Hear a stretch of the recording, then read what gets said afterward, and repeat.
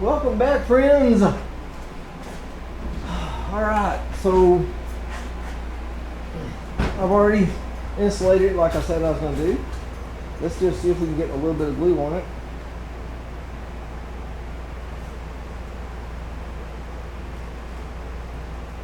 And like my glue has been a little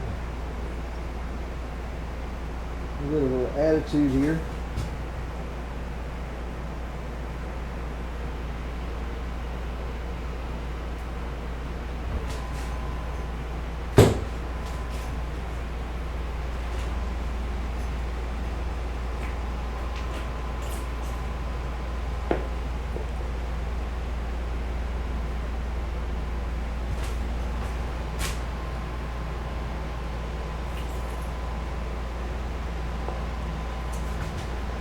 It appears that I'm running a little bit short, but I think I'm going to make it.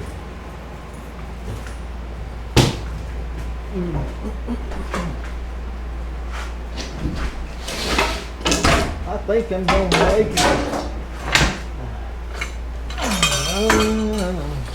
Here we go. I think we're going to make it. Get another little glue bottle. I don't think you really need all this glue, but you know what? It's just the way my father taught me to make stuff.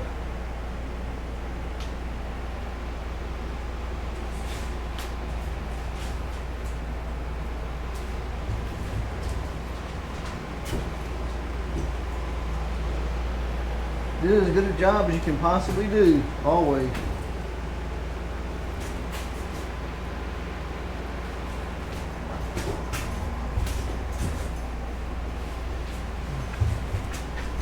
I'll do it.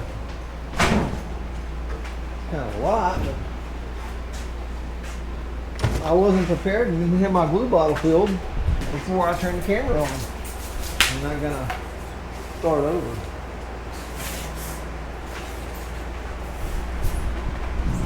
Oops.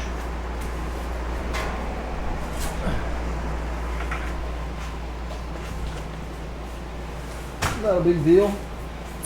Not wasting a lot, just a little bit of extra here and there, so this thing should be able to withstand a hurricane.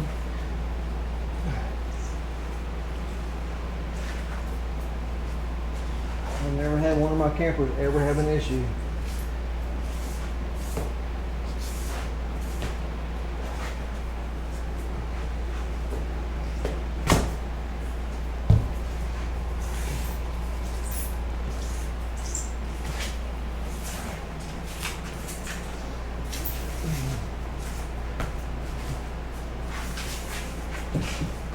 I can tell you this, I would hate to be the person who has to tear this apart in the next 40 years, because I ain't going to do that.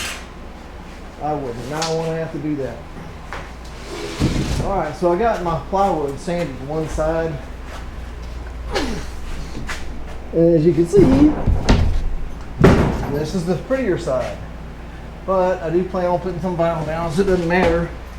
The reason I'm telling you that is because I cut my pattern out backwards.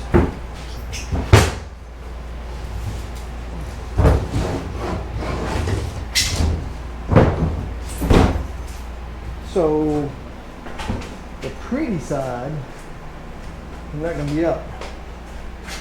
And the difference of that is you will see some knot holes. And that means I got to fill the knot holes, so you won't see divots in the vinyl or the flooring. But it's just not detrimental. It's not a big deal. It just would have been better. A little bit, save me a little bit of time later. Sanding and filling and that sort of thing. What I want to do is get my sides lined up as much as possible.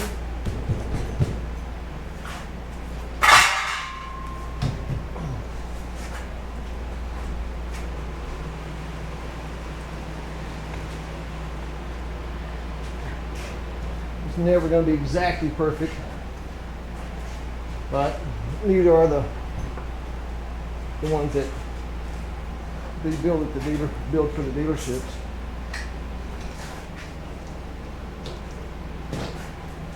So let's get some screws. Now I'm changing from 1 inch to 1 5/8 here.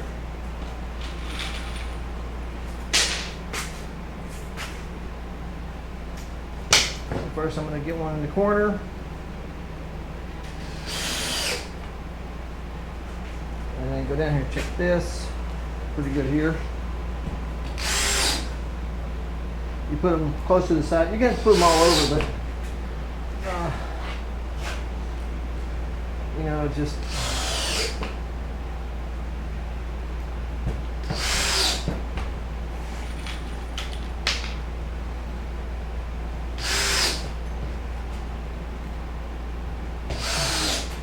getting heavier by the minute.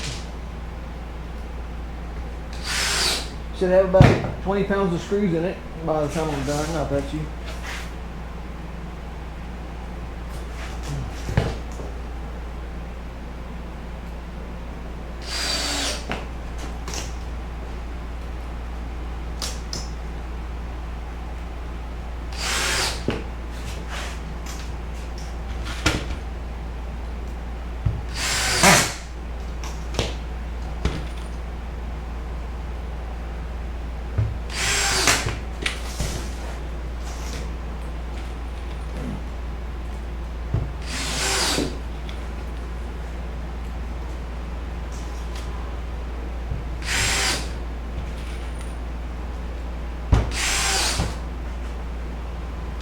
Make sure that when you put the screw in, that it doesn't get stuck between a joint where the two pieces of wood butt up. Otherwise, it won't suck down like that one. If it sticks up a little bit, then when you go to put your vinyl down or flooring, then you're going to have a bump right there. You might not see it for a while, but over time, as it wears, it will begin to look ugly.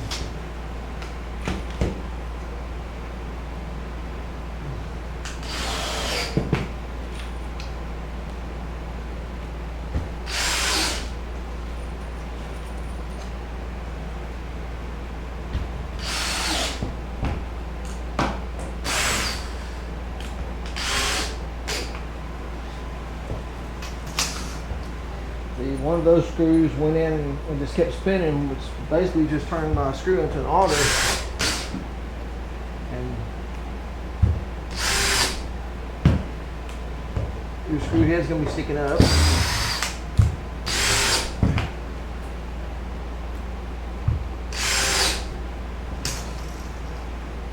And then your vinyl or flooring, whatever you're going to put over there, is going to be unattractive because there would be a bump there that will show up.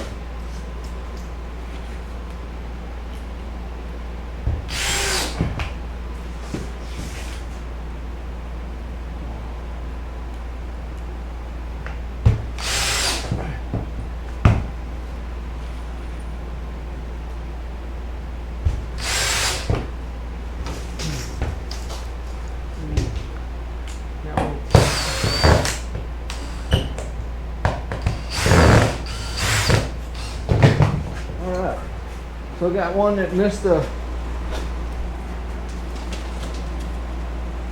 my floor joist, and I need to get it out. So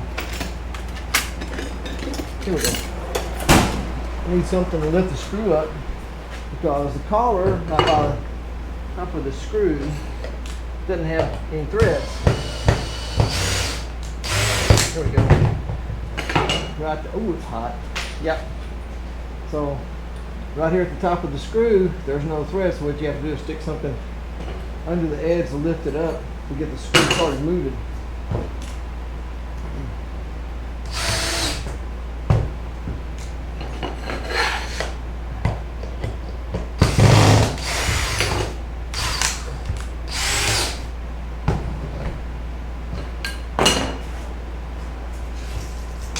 Screw is hot too.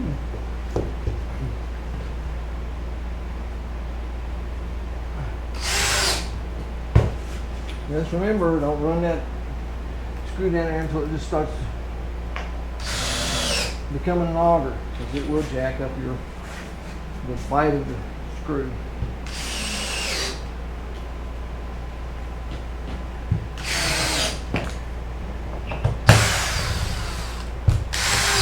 But really, if you needed a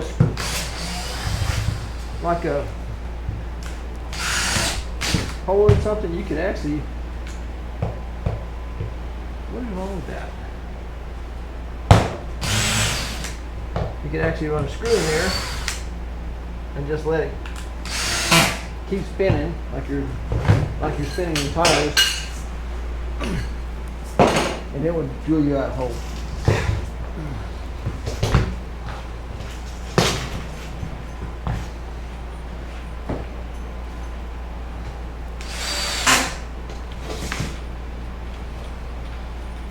I have a 12,000 BTU and 450 square foot. Should have put a 2,000. Don't mind sweating a little bit, but I think it could last longer if I was better chilled.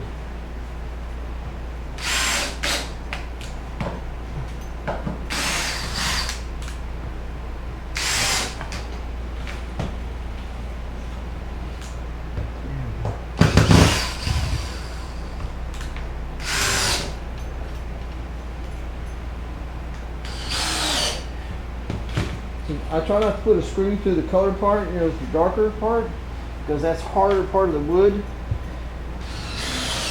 And it won't countersink, but what you can do is just put some back pressure on it by leaning into it.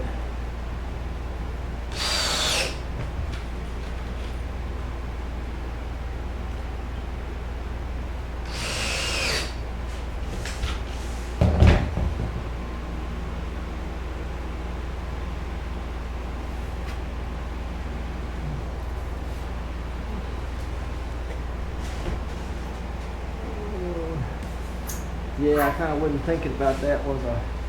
That's okay. That's all right. We'll get it.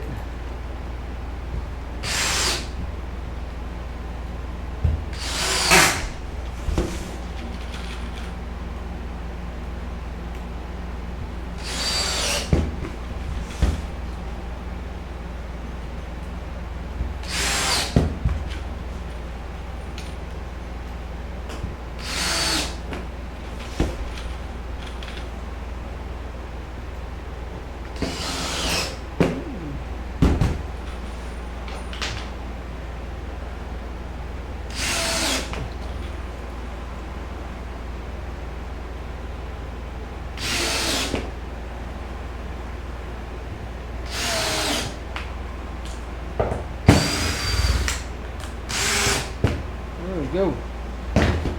So that's pretty much that, and I will cut the other piece of plywood, 1/2 inch plywood, and do the same thing over there. And everybody's gonna say, why don't you stagger the joints? Well, because you'd have to put like another runner of 1x4s in here to a screw tube, and it's just really not that important. If you're in a hurricane area and you're doing a house, yes, it would be important. But for a travel trailer, it's just not that important. This is going to be far superior as far as strength-wise than what it was originally, or like that 27-foot or 18-foot or 21-foot camper that we had. They weren't built this strong. This is kind of overbuilt, but make it to last. Thanks for watching. See you on the next video. I'm all tuckered out, winded. Take it easy, like and subscribe.